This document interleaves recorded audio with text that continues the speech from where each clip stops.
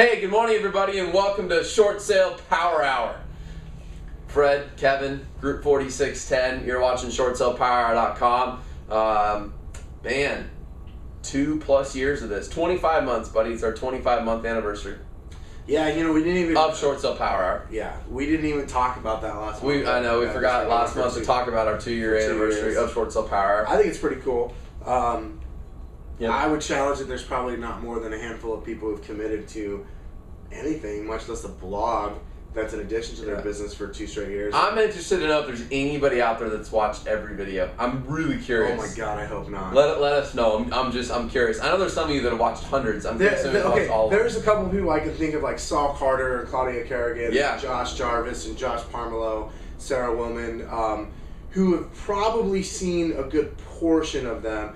I would think it's safe to say Coach Collard has watched a good portion of them. Yeah. I can honestly say I haven't watched all of them. There's been several that I haven't been in, and I've never even gone back and watched them. But So, we're talking. I'm at this point, charged. we're talking over like 450 videos or something ridiculous like that. Well, anyway, I brought that up to say that the topic we're going to talk around today has been one that we've literally covered multiple times over the last 25 months. But it's because it's part of the But it whole, continues to come up. I must admit, it's part of the whole point of this blog. Yes. And it's to empower you. It's to for those of you who are dealing with the stupid heads at the bank, and I just said stupid head because that's a very technical word, and I'm feeling very technical today. Is that one word or 2 words? Because if I write that today, stupid hyphen head. Stupid hyphen head. Okay, Yeah. Thank you. Now you wouldn't pronounce it hyphen head. You'd just say stupid head. Got it. For such a short thing, a hyphen, it's kind of a weird long spelling. Have you ever thought about that? Yes, I have.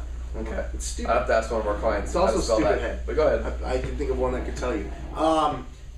But here's the point. For those of you who are still dealing with the banks or have in the past, and you've got some sort of understanding of the stupid heads that we have to deal with, you get that most of this crap is made up, right? I still hear from people that are claiming to be, I don't want to say the word expert, short sale agents, okay? Short sale experts, people who are running around telling homeowners that they can help them avoid foreclosure. Yes. And they still turn to me and go, I heard it's Bank of America's policy to do this, or Chase said their policy is this, or Aurora's policy is this. Is that true? And because I don't know what to do. And we're talking about policy. And let me tell you something about bank policy. First of all, a couple things. Number one, it's flexible. It's a totally flexible thing, meaning it may or may not even exist. And even if it exists, there's always things outside of it. As our buddy Brian Grubernick would say, you can show, for every policy you quote me, I'll show you 2 or 3 approval letters that go outside of that policy. Absolutely. I've absolutely got it on file. I've broken every single policy there's to break. And number 2, the thing about policy with banks that we tend to forget is that they're person specific. And what I mean by person specific is that the person that you're talking to, it's up to that person specifically as to whether or not they want to abide by the bank policy. It's up to that stupid hyphen head.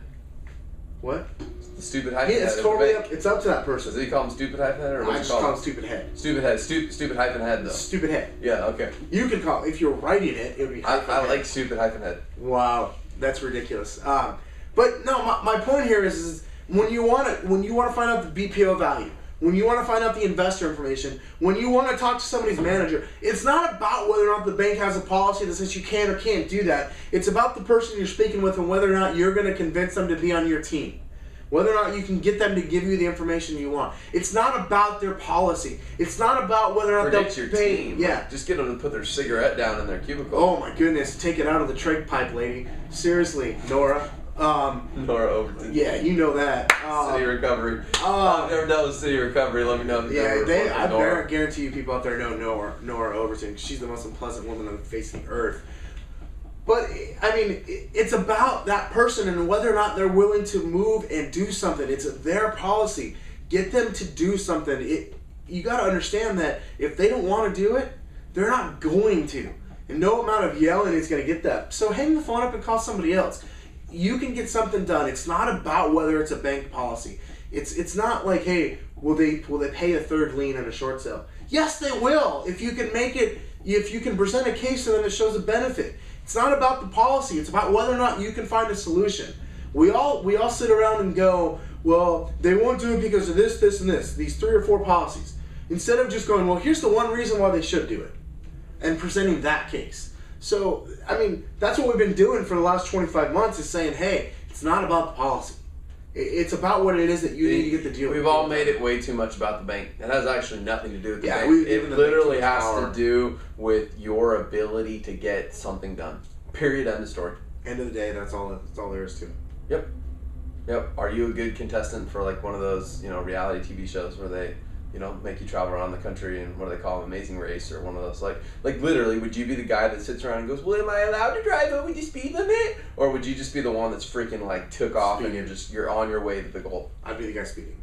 Yeah. Just saying. That's all. I don't know if that's a good analogy or not, but it just came to mind. Anyway, the point is, you guys. The point is we're wrapping up. We're wrapping You guys up. vote. You have the power, not the bank, unless you give it to them. And Yep. most of you have given it to them, and I'm encouraging you to take it back. Take your power back. 1, 2, 3. Short sale power hour. Short sale power hour.